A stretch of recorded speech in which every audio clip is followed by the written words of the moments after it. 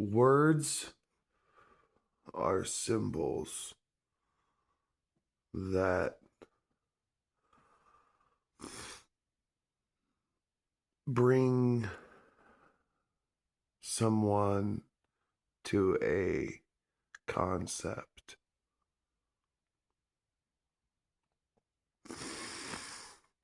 Thinking about the meaning of the words that a person is saying will lead you to some sort of concept, because since you are not that person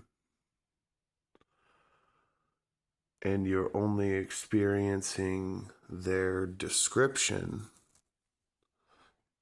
you aren't having the experience that they had that they're describing.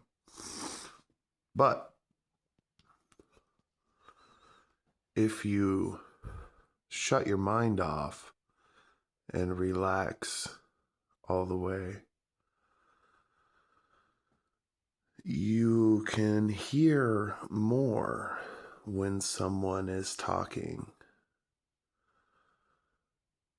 More can be translated to you than just the symbolic interpretation of the words. And if you know as a talker that certain things can be portrayed, you intentionally add to your language in ways that make people listen and give them more than just more context, more feeling. Now, what can be translated? What do I mean by this? You know, emotions in your tone of voice, how fast or slow you're talking.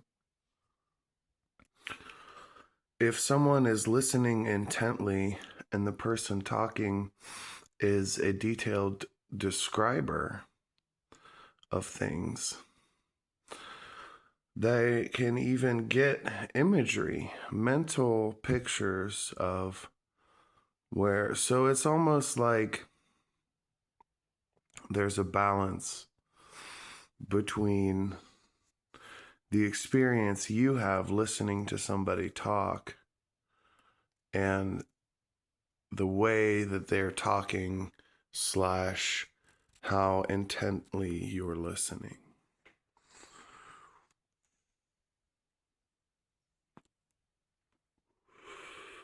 So within your own personal maximum possible realm of experienceability in a given moment, there is constant vibration between all things.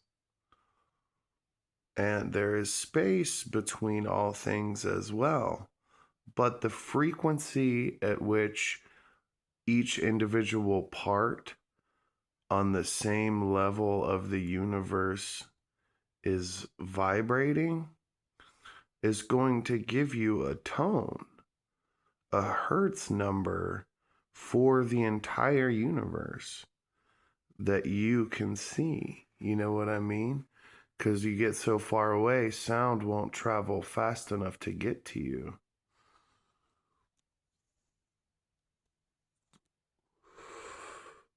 But even if you were to extend it through time long enough that you could hear the sun's vibrations aligning with Mars and Jupiter's vibrations and hear the solar system, this would be a uniform frequency of their combined frequencies.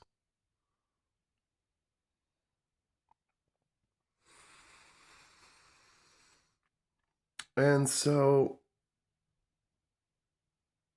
it doesn't have to be all observability. That's a good place to start. But then there's the observability of your room. There's the observability of yourself. And there's the observability of the observation.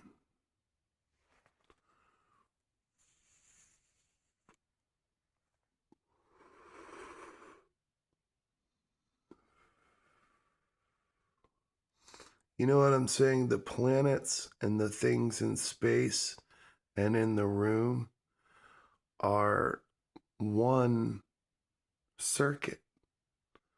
The vibration is propagated through the medium of all those things combined into one. And it's per level. You know what I'm saying? So, like, you go down to the fields, you go down to the gluons and stuff, and you see, oh, well, these things are moving at this frequency. And then you go to the object and you say, oh, well, this object is moving at this frequency. And then you go to what all that objects are connected to and you say, oh, well, this system is moving at you know what I'm saying? Like, that is how things are put together.